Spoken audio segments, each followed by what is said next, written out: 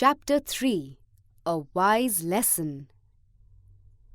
In a town on a remote island lived a God-fearing man whose wife could not have children.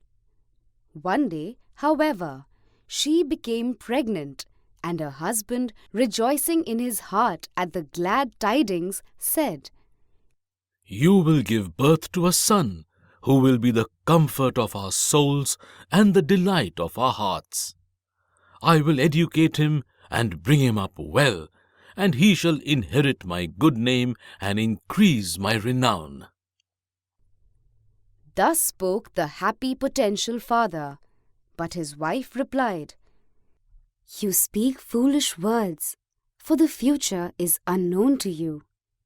How do you know that my childbirth is going to go well, that I shall give birth to a son and not to a daughter, that the child is going to live long, and that it is going to be robust and healthy? You should not have spoken such idle words and boasted, but left everything to God, who controls our destinies. It may befall you as it once befell a certain dervish."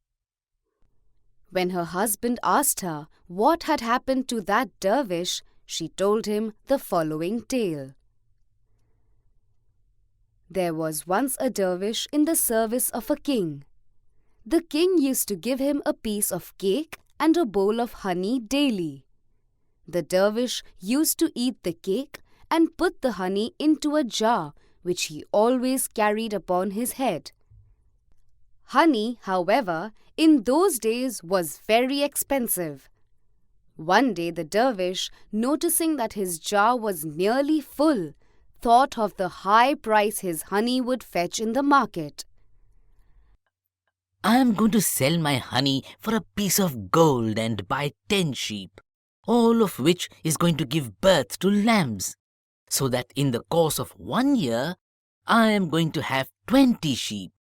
Then for sure their number will steadily increase, and in 4 years I shall be the owner of 400 sheep. I shall then buy a cow and an ox, and acquire a piece of land. My cow will give birth to calves, the ox will be useful to me in ploughing my land, while the cows will provide me with milk. In 5 years' time, the number of my cattle will have increased considerably, and I shall be the possessor of great wealth. I shall then build a magnificent house, acquire slaves and maidservants, and marry a beautiful woman of noble descent. She will bear me a son, a robust and beautiful child. A lucky star will shine at the moment of his birth, and he will be happy and blessed, and bring honor to my name after my death. Should he, however, refuse to obey me, I will beat him with this stick, thus." And the dervish was so caught up in his daydream that he raised his stick, which hit the jar and broke it. The jar of honey, along with his daydreams, was lost.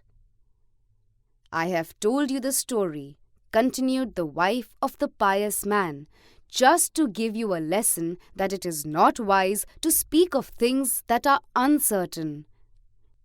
Remember the words of King Solomon, who said, 'Do not boast yourself, for you do not know what will happen to you next.'"